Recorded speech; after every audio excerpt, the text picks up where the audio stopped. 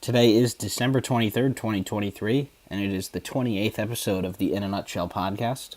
I'm your host, Sean Vowells, and as usual, I'm joined by Joe Meade. This afternoon, Joe and I will reset our Big Ten power rankings, and we'll talk about what we've seen from each team so far, what we've liked, what we haven't liked, and some things that we can expect once the calendar turns and conference play begins. So, Joe, we're going to go in the backwards order that we did our combined power rankings from October, and we both agreed that Minnesota would finish last, and they haven't given us much else to dispute that so far, Joe. They are not surprising anybody, really. They've had some injuries to Dawson Garcia. They are 9-3 on the season, but they are 1-1 in Big Ten play. They did beat Nebraska. They lost at home to Missouri. They lost on the road at San Francisco. They did have that nice second half comeback against Nebraska. They have not lost any bye games.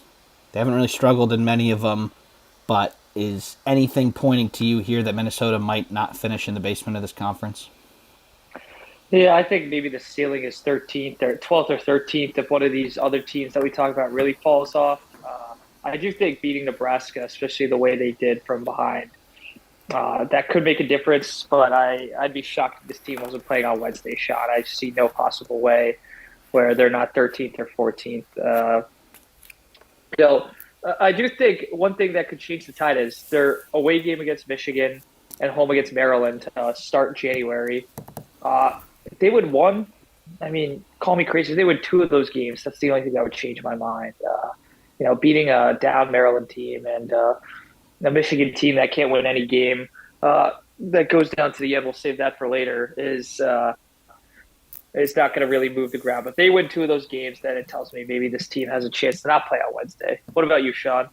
I'm keeping them in the last spot, Joe. I just don't think that I think they'll win a couple games, but really it's between them and the team that we'll talk about next for 13th place, and I just would give them a slight edge in that department. They don't really surprise you in any facet of the game, really. They're 78th in offensive efficiency and 104 in defense and 84th in KenPom. And they're just middle of the road in kind of every statistic, and to win in this conference, you kind of have to be good at something. So Dawson Garcia has only played 9 of the team's 12 games. He's averaging 18-7. He's a good player, lead in all-conference selection, but other than that, not much is going to go right this year in the barn. So, Joe, why don't you take it away with our next team, which will be Penn State? I think they surprised me when they beat Ohio State. I think they've done some nice things this year. They're currently 6-6. I think they've lost a few games to some teams that had they won, I would have been a little more impressed. I mean, I think they took Maryland to the wire. And I understand that was a struggling Maryland team, but to do that the way Maryland dominated at home last year was pretty impressive. With all that said, it's kind of the same case as Minnesota. I do think they have some winnable games here. Like I think when they play Michigan Palestra, their second game in January, that's a very reasonable game to win. But then it gets really rough. They have away at Michigan State, the game we just talked about at the Palestra, home to Northwestern, and away at Purdue, and then home Wisconsin, away Ohio State. My point is, Sean, I think once they lose a certain amount of games, I'm not saying they're going to quit or anything. I just think the negative momentum will be too much. Will they pull off an upset or two? Of course, it's Big Ten. I think maybe they could catch one of these teams sleeping, thinking they'll come into Bryce Jordan with an easy win. But no, Sean, I don't think that would even be enough to make a difference. So I think I'm going to keep them. I'll keep them 12, 13. Maybe they could win a few games. They do have talent. They do have Ace, and they have Clary, who've been playing well. But other than that, yeah, I'm saying they're a Wednesday team still. Yeah, I'm inclined to keep them at 13 too. They had a tough time at the ESPN events. They lost all 3 games coming in last. 2 of the teams that they did lose to are pretty good. Texas A&M and Butler, who's in a dogfight at Providence right now. But to come in last in an MTE is tough, because the thing that you say about an MTE is, well, all but one team leaves with a win. They're the one team that didn't. They lose a bye game to Bucknell, who's sitting down there in the low 200s. They lost a real close game at home to Georgia Tech, who's proven to be okay. A lot of work to do for Penn State, but this is year one for Rhodes, and I think that they can at least build on something towards next year. I think they will. They will definitely pull off a couple upsets in a sleepy spot at their gym because there won't be a lot of energy in the place, and that's why I think they just get the edge. They've just a couple better players than Minnesota, but other than that, it's going to take a lot of players playing above what we've seen for them to break into the middle of the pack. So the next team that we're going to go to, Joe, a team that's in action right now, it's not looking too good for them. That's the Rutgers Scarlet Knights. We had them combined for 12th at the beginning of the year. A mixed bag so far for the Scarlet Knights, Joe.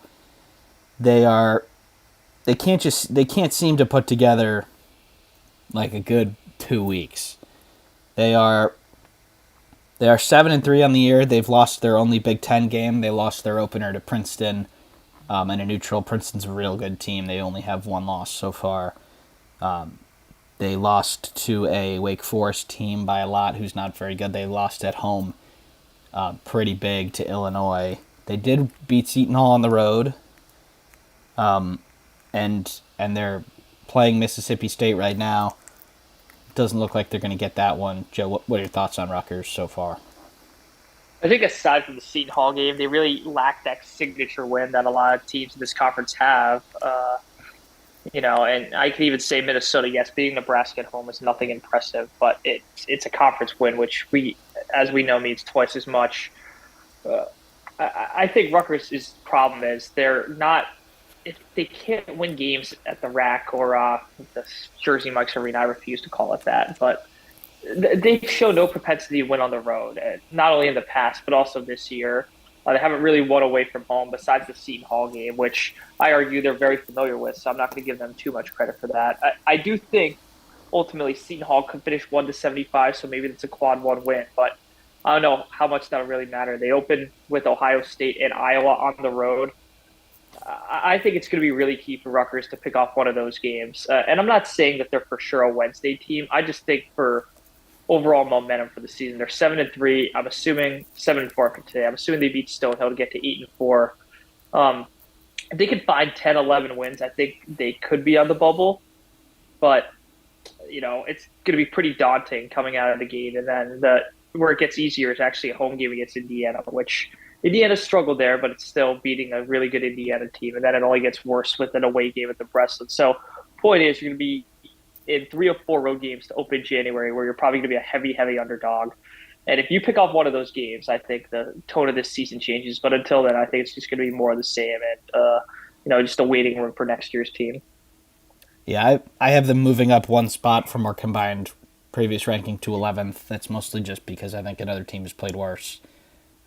They did beat Seton Hall, and Seton Hall has now beaten Missouri on the road and UConn, so that win might look a little better than we think, but you cannot win in this conference at 185 in offense, which is what they're at before today's game against Mississippi State, and they have 51 points with 4 minutes left.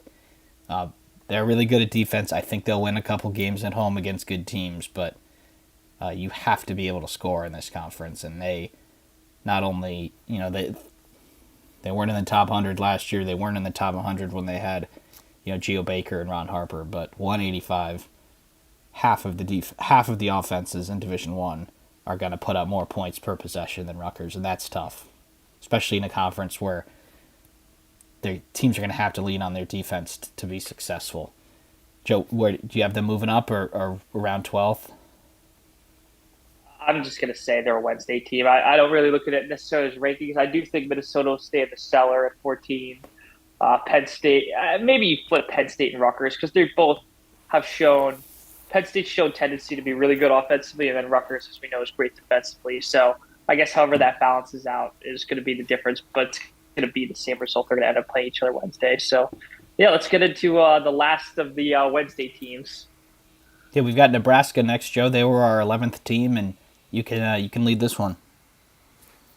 I'm pretty impressed with Nebraska. I think overall losing the Creighton one, getting blown out, is not a good look. But to rebound beating Michigan State, especially after the way they lost to Minnesota 3 days earlier, and then following up with a big road win against Kansas State. I understand Kansas State's not what they were last year, but you do assume that that's going to look really, really good come March. And again, I'm not saying Nebraska's going to be in the bubble conversation.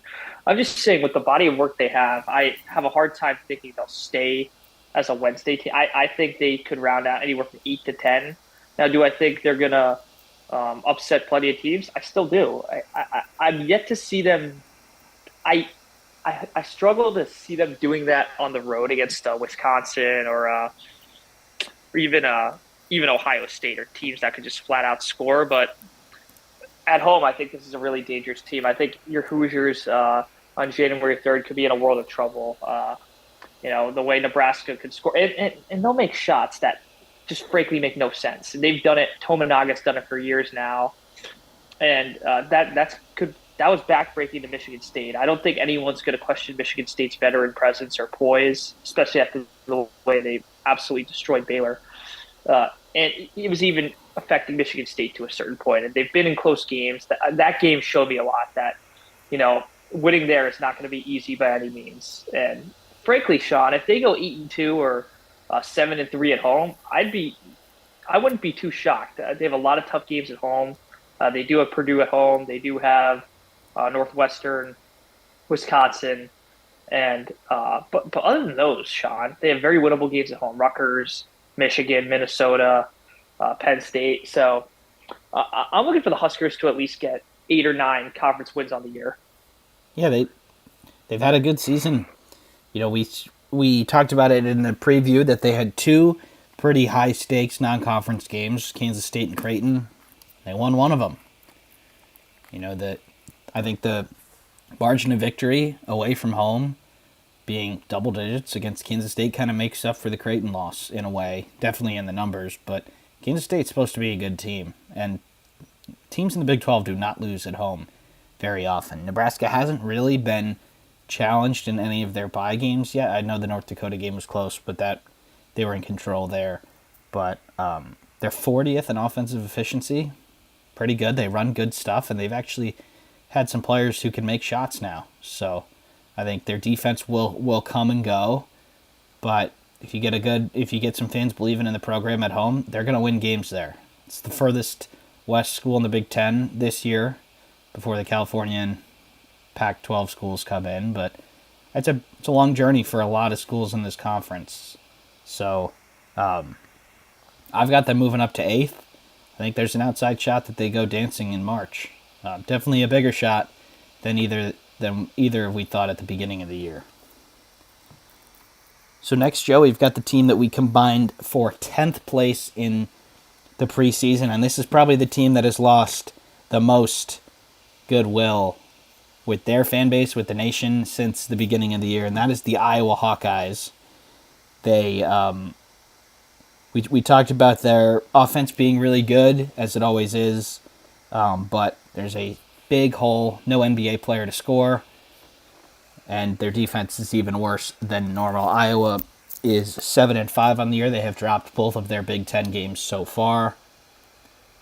This is going to be a tough year for Iowa. They are 18th in offense, but 140 in defense. There's just not a lot of ways to win games in the Big Ten like that.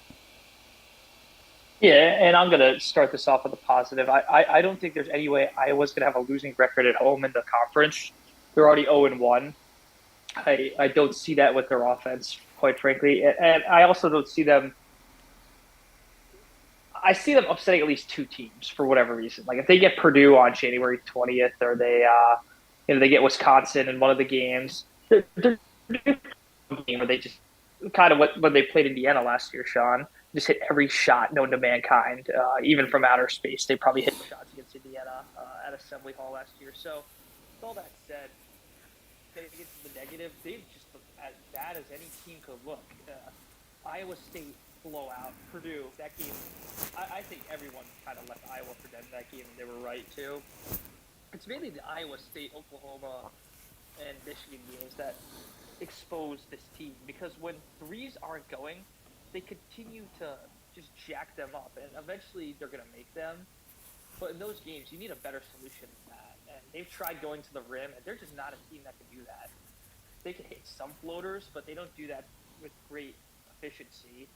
So, Sean, I think I was lower on them to start the year than you were, and I'm not trying to make this a competition. And I think the reason was everything they're showing me right now. It's they get frustrated, and this is a team that last year could come back from like 10, 13 point deficits. This year, I feel like without that pro presence, and I think they did lose.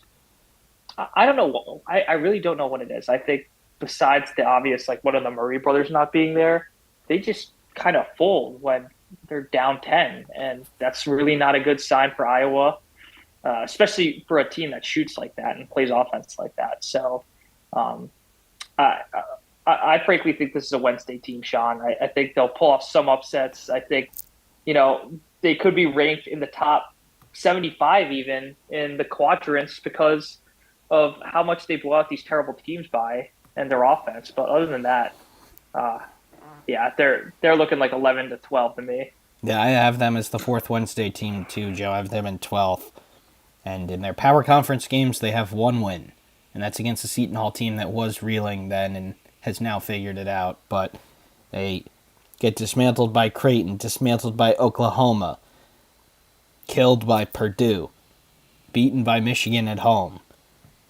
And, it doesn't matter if you beat Florida A&M and UMBC by 30. Like, those are good for the numbers, and that's a different conversation how seems to be the formula to get good numbers this year is to just pick up 40-point wins. It doesn't matter who they're against. But they've got Northern Illinois before Big Ten play, but there's a lot of holes in this team, and they're kind of reliant on a 30-point game from Peyton Sanford to beat a good team. And it might happen once or twice, but over a 10-game stretch, it'll probably only happen 2 or 3 times. So I think I was down on Iowa too, just not as down as you, and I think you can definitely take a victory lap there. So far, they're proven to be not as good as they have in the past. Defensively, they're a mess, as usual. In the past, they were good enough on offense to mask that. Not this year. Next team, Joe, as we're going up, is Ohio State. So take us away with them. I really like the way they've played. I don't think I don't think their resume has done them. I don't think if you look at the resume, you're that impressed. I think UCLA they didn't play too well and found a way to win. But as we'll talk about later with Maryland, I don't know how much you can really judge that win, really credit them for that win now. I think the real bummer was losing that game at Penn State. I thought they had that under control, and I felt they were really one big shot away from putting Penn State away in multiple points around the 4 or 5 minute mark. With all that said, Sean, I'm looking at this upcoming schedule. They have neutral against West Virginia. Do you think they'll have their players by then? West Virginia will, yeah. Yeah, They will have I, their players, but I don't know I if that think means this was much.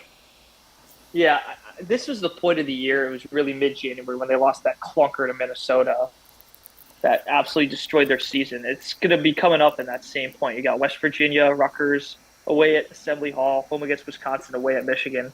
I think those 5 games, you win 3 of those 5. I think you're feeling really good if you're a Buckeye because that includes 2 games you're probably supposed to win against West Virginia and Rutgers. And then let's face it, away Indiana, home against Wisconsin, away to Michigan.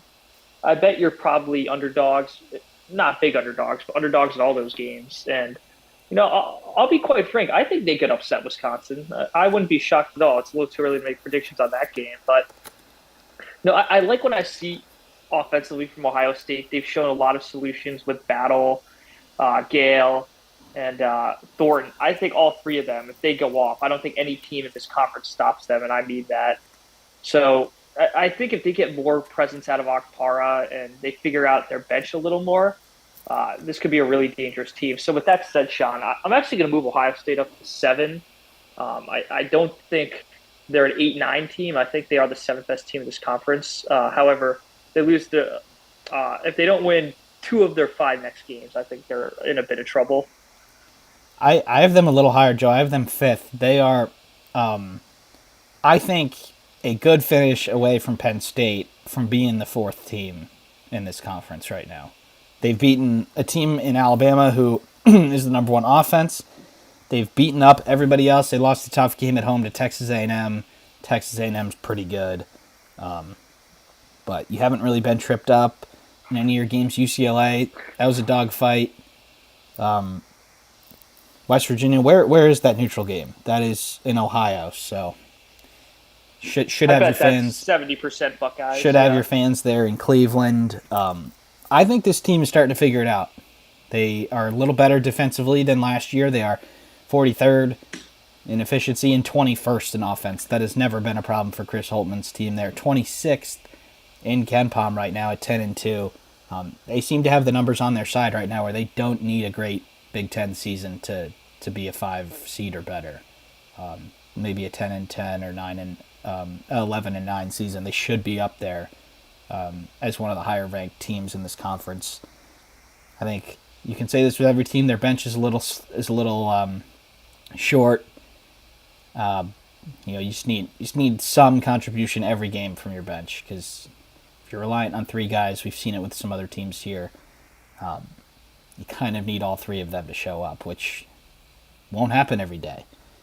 But I think we're definitely both higher on the Buckeyes than we were at the beginning of the season, and it's a good sign for them after kind of how last season really kind of fell off the rails overnight. So the next team, Joe, will be the team that we had 8th, and that would be the Michigan Wolverines. Probably the biggest up and down team so far in the conference. They are 6-6 overall and 1-1 in the conference. Joe, they smoked St. John's on the road. It's a quad 1 win. 1-2 in Atlantis. Lost to a good Memphis team and a okay Texas Tech team. Tough loss on the road to Oregon. You lose at home to Indiana, but you beat Iowa on the road. And then you throw away a game against Florida in 2 overtimes. We've seen it all from Michigan this year. Anything to suggest that Michigan won't have 5 clunkers and 5 great games the rest of the year? Yeah, there's absolutely nothing to suggest that, Sean. They're as bad a team down the stretch as anyone, and I'm going to blame Joanna and the players. I think it's a total joke that they've had 3 games won this year. Oregon, Florida, and frankly Indiana. I felt they were in control toward the end. Maybe not. The collapse of versus Indiana wasn't as catastrophic as against Oregon or Florida, but it's still bad nonetheless. With that said, Sean, it's really a shame they're 6-6. They really should be 7-5 based on the Florida one, and 8-4 if Oregon got a little lucky there. All that said, Sean, their opening schedule is very manageable. They have Minnesota, Penn State in a neutral, and away to Maryland, and home against Ohio State. I don't mean to be melodramatic here. Not only do they have to win 3 of those 4 games, they have to win probably all 4 of those games to even start talking about the bubble. Because right now they're looking like an NIT team, and if they lose to McNeese, we're having a whole different conversation. And McNeese, as we've said, it's a very good team. That's a very sneaky non-conference game. And for Michigan fans, I don't have to remind you, it's always the day or two before the playoff. Michigan basketball decides to lose these terrible games. Central Michigan last year, that's probably what cost them the tournament ultimately. And then UCF 2 years ago, and that's really what should have cost Michigan the tournament in 2022 had they not gotten lucky against Ohio State at the end of the year. So with that said, Sean, I do think this is still probably the 8th or 9th seed. They'll be stuck in that game forever. I think we mentioned in 8 of the last 9 tournaments, they've been in the nude slot, whether they've been the 1 seed or the 8 or 9. I think there was only 1 year they were the 3 seed, and that was 2019. Every other year, they're either 1st or 8th. So there's nothing to suggest that won't change. But I want to hear your perspective. Yeah, I've got them 1 spot below in 10th, and really a tie for 9th with another team that we'll get to later. But they have to get W's over 500 to be considered into the at-large conversation. They have a St. John's win, and St. John's has started to turn it around. That will be a good win. That will, hopefully it's not your best win. Hopefully you get a couple to match it. But there's only outside of Purdue, only a couple teams that have a win that good so far, and the margin too. Michigan's margins of victory in some of these games are important too, because that seems to be the way that they can win. like you said, you keep losing close games. Obviously, the way to stop that is to win a close game, but you'll take a double-digit victory. And McNeese State, I would be on high alert for that game. They are winners. They haven't lost since November 22nd. So it's been over a month. They're 10-2 on the year. They have a former Power 5 coach. So, and if you do happen to brush them aside and beat them by 25, that'll be nice for your numbers too. Michigan's numbers are pretty good. Like I said, 46th in KenPom, 19th in offensive efficiency, but 124 in defense. That seems to be the issue for Michigan, the inability to guard the ball and really just lose games based on that. Like, really should have pulled out one of the Oregon or Florida games. Got a foul up 3, especially when the ball goes inside the paint. But Yep. that was a shame because Michigan should have won the game. And Florida is a team that could prove to be an okay win too, but didn't go your way. Got to start getting these games that could go either way for Michigan, or else they'll be in the 8, 9, or 10 spot. But next one, Joe, we've got the team that we had in 7th, and that is the Northwestern Wildcats, another team that's up and down. So far, they are 9-2 on the year and 1-0. They did slay the Giant in Purdue. That is the Boilers' only loss so far, but they do have losses to a Mississippi State team and Chicago State, who just were brushed aside yesterday by Wisconsin. So, Joe, I happen to think that this is just going to be more of the same for Northwestern as we saw last year. You know, a team that is starting to have fans actually show up to their game instead of the Big Ten alumni who live in Chicago. But what are your thoughts on Northwestern so far? They baffle me in the same way Michigan does because they make no sense. And last year they didn't make sense either. I just thought it was an anomaly, but I guess that's just going to be the common theme. I hate reading off these first 4 games, but I have to in this case. Open against Illinois the day after New Year's. Home against Michigan State, who seem to have gotten their act together. Away at Penn State, which I think is like trap game definition central. And then away at Wisconsin.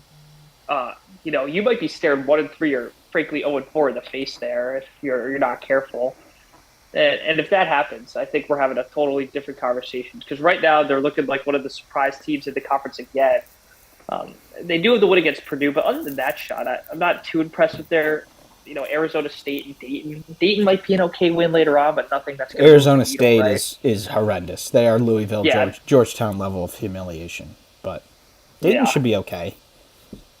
Yeah, but then you have the big red on the report card, which is the Chicago State loss. I don't know if it cancels out the Purdue loss, but one could argue it might. So I think these next 4 games, definitely winning one is in your best interest. I think you got to steal 2 of those 4, and not to make the tournament per se, but to stay in this top 6 conversation. With that said, Sean, I don't change our original prediction. I think they are probably the 7th best team. I think they're going to win a few games they have no business winning, and they're going to lose some dumb game. Like if they lose to Michigan or at home or away at Minnesota or home to Penn State, it wouldn't shock me the slightest. I've got them 7th also, Joe. The Purdue game was the same as last year when they beat Purdue. They actually got to 2nd in the conference on tiebreakers by winning road games last year. I just don't really think that that's sustainable year over year. I mean, if you win, I think they had as many road wins as home wins last year. And that is just, teams are starting to take them more seriously now at home. And they had a lighter schedule. And they just won some games that you would think if you roll the ball out there again, that just, they got a little lucky to win that many road games. And I think they will struggle to win on the road again. They will have some good home performances like they do, like Boo Booey against Purdue. But I just think that they're kind of right in the same spot that they were last year. Now, they were the 2 seed last year, but they were a final day loss away from being the 9 seed. So I think they'll They're at 7 right now, and I don't think that we have to see something else change that. All right, Joe, we're just over the halfway point. The team that we had in 6th were the Indiana Hoosiers. I think we can say so far that the wins and losses are what you've kind of expected. 9-3 on the year, and 3 losses to 3 teams that are in the top 10 in all 3 major metric systems. You are 2-0 in the Big Ten. You've been real close to losing a couple bye games, but at the end of the day, 9-3 and 2-0. Starting to see some improvements where you've had to, but what are your thoughts on the Hoosiers so far? I think starting 2-0 is the biggest the story of the season for Indiana so far. I get the Kansas game was a bummer, and I get it's scary almost losing the mid majors, but the key phrase is almost. You didn't lose. It's not going to cost you much. Sure, it costs you in the metrics, but by March, no one's going to really care all that much because winning versus losing in those games is all the difference in the world. With that said, Sean, I don't see how they're going to get out of the 6 to 8 range in this conference. Uh, I actually won't be shocked if they're tied with Northwestern and then they get it off the formality or seeding head to head, what have you. I just think their defense is going to win them so many games when a team has a bad night and they're not just shooting the lights out. I don't necessarily love Indiana's schedule, but there's not one stretch in here besides the Purdue, Wisconsin, Illinois one that is daunting. I think a lot of teams have 3 game stretches that I look and say, oh boy. Indiana probably only has one where it's home against Purdue, away at Wisconsin, away at Illinois. You might lose all 3 of those games, but then you look at the rest of this schedule. It's hard game followed by not easy, winnable game followed by. With all that said, Sean, I'm going to keep Indiana at 6. They're probably the most standard team in the country in terms of what I thought they would do. I thought they'd lose to Kansas. I didn't know they'd beat Michigan, but they did. And, that's probably going to be the case. There'll be a few games that they're not supposed to win, but I don't think they're going to pull off any crazy upsets this year, Sean. I think they'll pull off some semi-ones, and they'll win the games they're supposed to. And it's going to be boring in the nicest way, a very boring season for Indiana in that sense. What do you think? I think I'm going to say the same thing in a different way here. They are just built to play in the Big Ten. I mean, Malik Renew chasing around 6'3" guards who can hit threes is not, like, no team is going to do that in the Big Ten. I think you saw Indiana's defense will be better against Big Ten teams, if that makes sense. Because the mid-majors that Indiana have played have launched threes. And, they've had a lot of good days at the office. And that's kind of why Indiana hasn't really been able to shake these teams, because until the most recent game, they have not hit more than 6 threes in a game. But I think we're seeing some growth from Mackenzie Mbako. He's really proven to be a good player. In the first couple games, he couldn't play down the stretch because he couldn't play defense. And in the last couple games, he struggled from the field in the Morehead State game, but he really was a go-to guy down the stretch because not many threes can cover him. And I think that will be the case in the Big Ten, too. His ability to shoot the 3 will be big. But Xavier Johnson is supposed to come back soon. I keep saying that. He is supposed to come back, and I think Indiana has I wouldn't say more than an outside chance, but definitely not a great chance of making the tournament right now. They're just kind of barely passing all their benchmarks so far. But you've already got 2 Big Ten wins. And outside of that good stretch that you said there, Joe, you don't have to see Illinois again. You don't have to see Wisconsin again. And I'm pretty sure you don't have to see Michigan State twice either. So the schedule should be on the lighter side. Obviously, you got Purdue twice. If you're able to get one of those, then maybe you can finish in the top 4 of the conference. I do think the 4th spot is really up for grabs between a couple teams. I think I have Indiana 6th also, but I think there's an outside chance that they can grab that double bye. Like you said, that 3-game stretch show is bookended with Minnesota and Iowa at home. Those should be 2 of the easier games in the conference, so if you do happen to lose those 3, hopefully you can go 2-3 in that 5-game stretch. But a lot of question marks around Indiana, but I think they are making the the appropriate improvements. And they've got a tough game against Kennesaw to wrap up non-conference. Kennesaw is predicted to win their conference. So Indiana needs to bring it to get a covering victory there to improve their numbers. But 5 teams left, Joe. We are going to go to the Illinois Fighting Illini. You could take it away for them.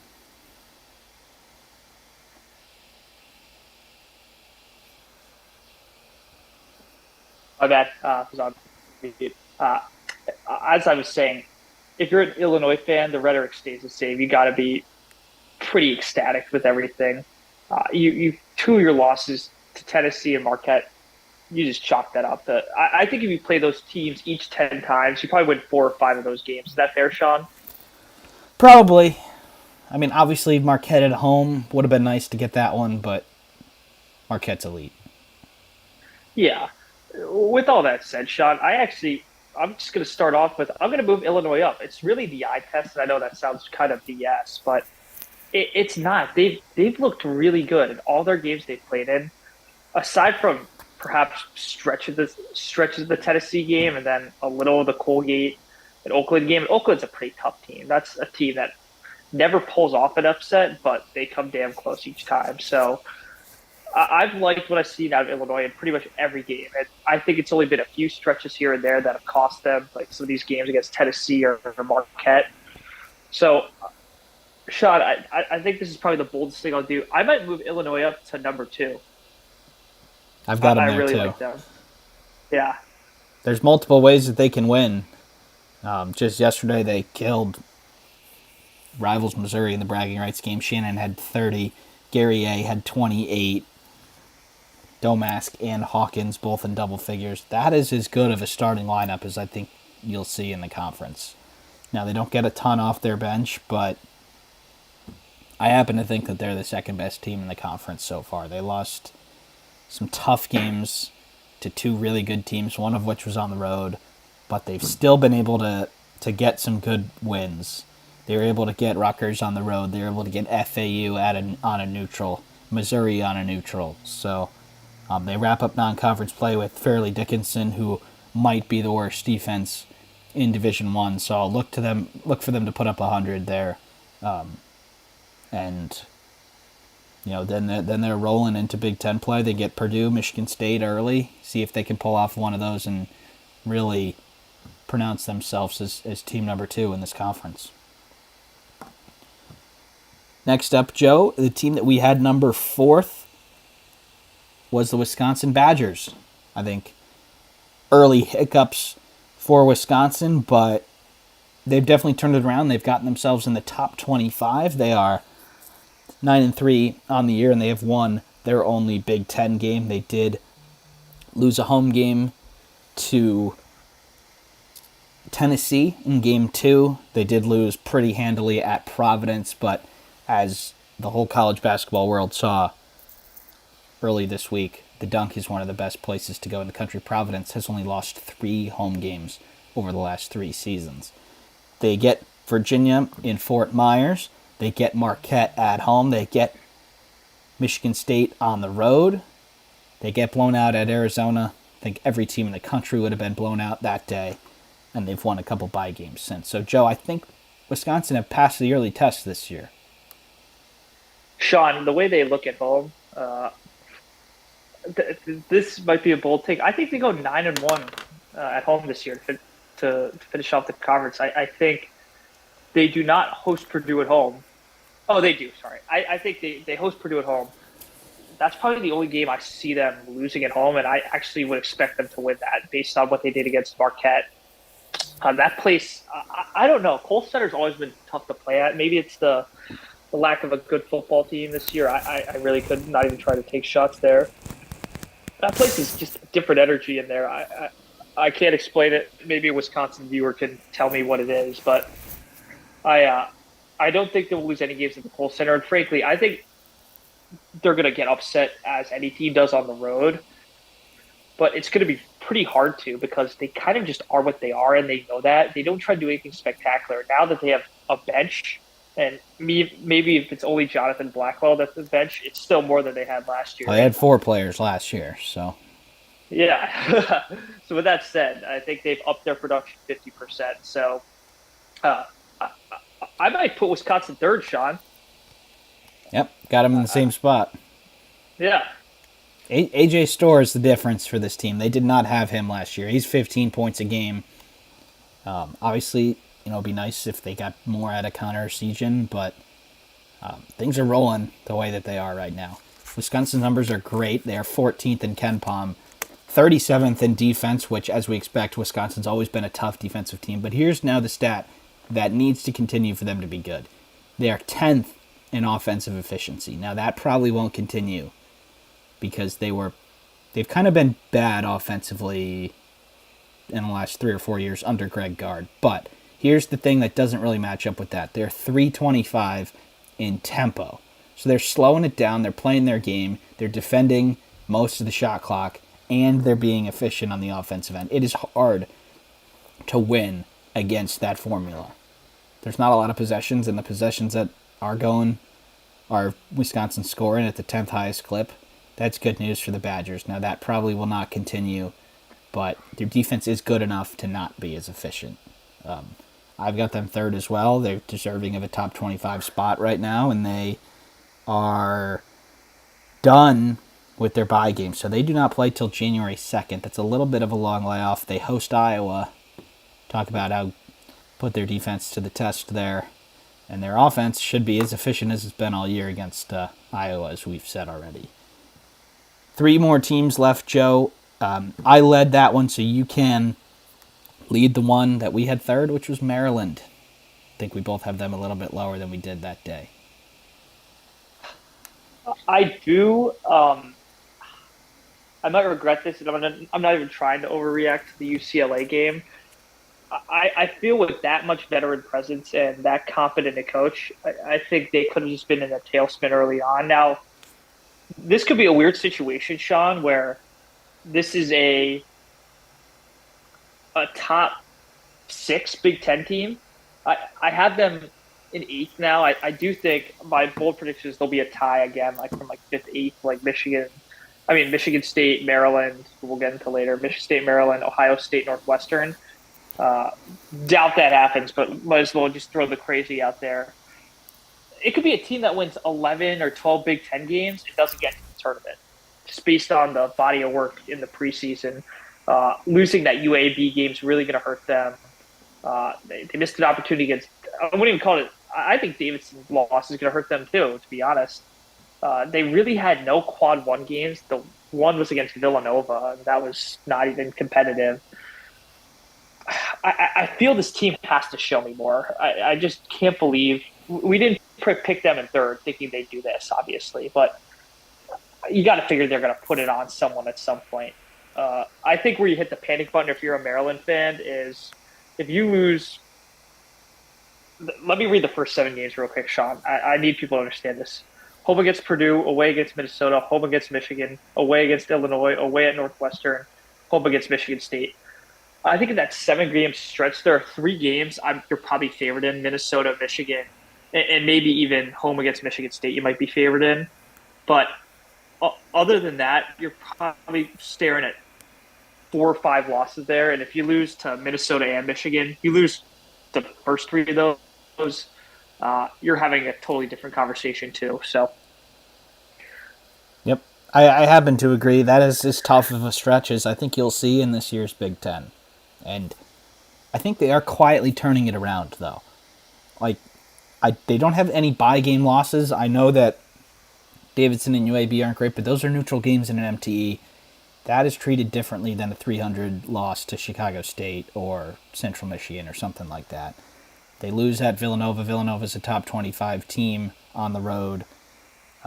They haven't been tripped up in any of their bye games, and Maryland's a team that you'd think would kind of struggle in a couple of those. Now, they beat Nichols by 6, but they've had a couple big ones. Like, they beat Alcorn State by 40. They get a road win against a power conference team. I think Maryland is just quietly, for how loud the panic button was going early for the Terrapins, they are quietly starting to right the ship. Now, Big Ten play gets real tough for them real early, and if they go 1-6 in those 7 games or something like that, panic button will be rightfully alarming again. But if they were to go 4-3 in those 7 games, I think they are going to finish in the top half. I have them dropping to 9th. They just need a little bit more from their guys that are not in that big 3. Jameer Young, 19 points a game. He's been pretty good. Julian Race, 14 and 9.7. But they're not getting much else. Donta Scott is that third guy, only 9.8 points per game. You probably need to get him into double digits. And then Harris Smith and Geronimo at 8 and 6. You just need more from those guys because you're not getting people from your bench as well. But they do have Coppin State, who is 1 and 12. Should get an opportunity to get those other guys involved in that game. But I think for how bad the season started for Maryland, to be 8 and 4 and 1 and 1 at this point, I think things could be worse. Obviously, high expectations tumbling down, and I think you're starting to build the goodwill back as much as you probably can since that Villanova loss. 2 more teams, Joe. We've got Michigan State, who we picked second. Biggest disappointment of the conference. Without a question, after that Nebraska loss, a lot of sirens were rightfully being, people were rightfully panicking, but they kill Baylor, and they cover against Oakland and Stony Brook. Where are you at with Michigan State? I'm going to have to just give them the benefit of the doubt. And it's not purely based off the Baylor game. I think Baylor shot as bad as you could, and Michigan State, they're not going to shoot that well again. And that's not said insulting. Their schedule have, deal. For example, when they go away to Purdue, they followed up with a home game against Northwestern, and it's sandwiched between 2 home games. I struggle to see how Michigan State. How do I put this? I struggle to see them. They have to get one of their first road games, which is away at Northwestern, away against the conference in January. Won't do wonders for them, but winning one of those games definitely will. So I think the biggest thing I'd say for Michigan State, not only to make the tournament, but to be competitive in the standings again, is they got to win road games. They've their biggest wins this year have been neutrals, and frankly, Little Caesar Arena is not neutral. It was all Spartan fans. So they got to figure that road thing out. I think Tyson Walker is going to be your guy late per usual. I don't think you have anyone else on your team that's stepping up in those late game situations. So you just got to hope and pray you get to that. And I think Walker's going to hit some big shots like he has the past 2 years for you. So what do you think about the Spartans? I've got Michigan State in that 4th spot, Joe. I think there's a conversation for 3, the teams we have 4 through 7 to get 4.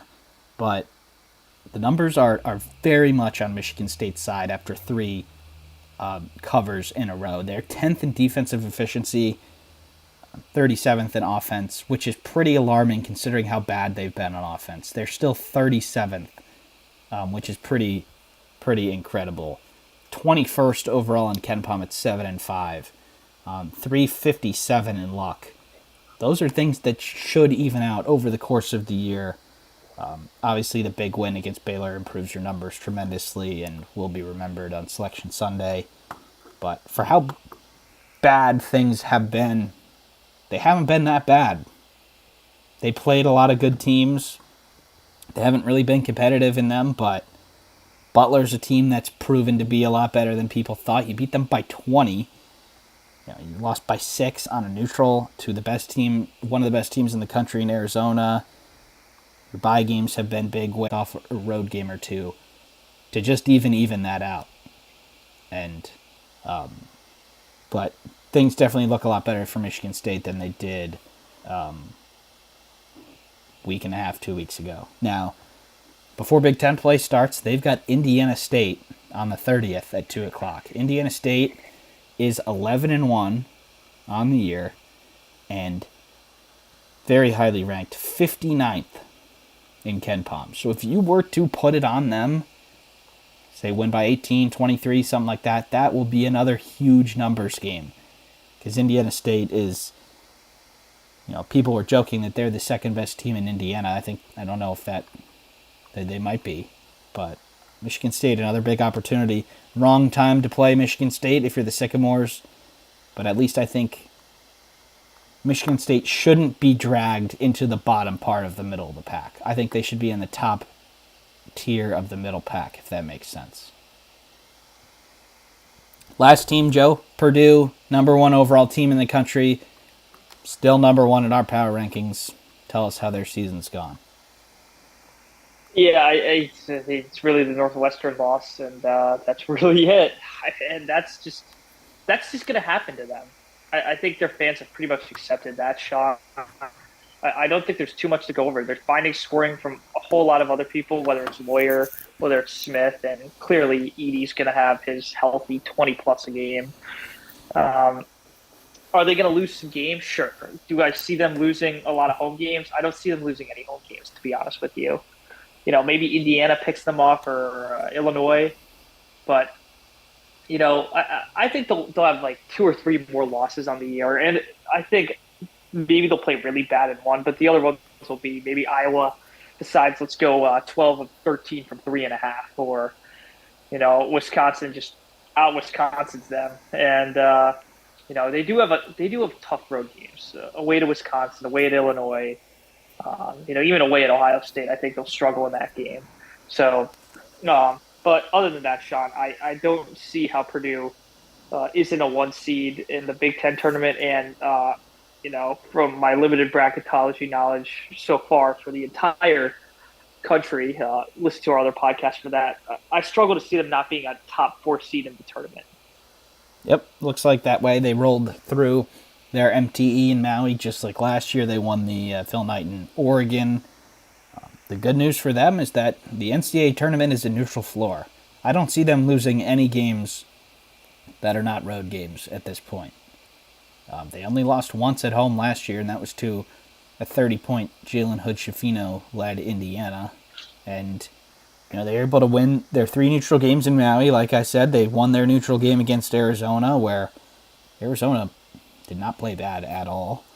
And they've just destroyed every team they've bought a game against. And that is going to be the team that they face in the round of 64 in the NCAA tournament. So, I think it was Trey Kaufman ran after their most recent victory against Jacksonville, where they won 100-57. He said, the Fairleigh Dickinson game has us on alert for every game. They could have sleptwalked to an 84-62 victory here, but they didn't. And I think that mentality will get them across the line in that first game. And then once they win the first game in the NCAA tournament, they're going to be the favorites to cut down the nets. And other than that, I think I agree. I think they'll lose 2 or 3 times. Spirited home crowds. But I don't think there's anything to worry about for the Boilers. I'd be shocked if they don't win this conference by 3 games. Joe, we've gone through all of our teams. We'll have a new bracket, or not a new bracket. We will have a new graphic of our combined new power rankings up soon. I did a bracketology on Friday. Joe, I think I'll just read through them before we wrap it up. I've got Purdue as the number 1 overall seed, Illinois on the 3, Wisconsin on the 4, Ohio State on the 6. And then I've got Nebraska as one of the last 4 teams in. And I do have Indiana on the 12 line, but that's because they are serving as the automatic qualifier, being the leader in the conference right now. So Michigan State I just have on the outside now. It's just because they don't have enough wins, but they'll be in there. Yeah. And then I assume Michigan, Maryland, and who would else even be on the quarter? Yeah, Michigan, Maryland are probably nowhere close yet. No, they need more W's, but it's early. Yeah. A lot more games to be played. Hopefully, no Big Ten teams lose any of these last bye games before conference play starts, but looking forward to it. So, absolutely. That's all we have for you today on the In a Nutshell podcast. Thank you for tuning in. Not sure when we will see you next, but we would like to get a preview in, at least for the college football playoff game for Michigan. We do have Northwestern playing their bowl game tonight against Utah. They're 7-point underdogs. And then we have Minnesota playing Bowling Green on the 26th, Rutgers on the 28th at the Pinstripe Bowl. But we'll definitely be back on before the Cotton Bowl, which features Ohio State on the 29th. So thank you everybody for tuning in. Hope you enjoy Christmas holiday, and we'll see you next time.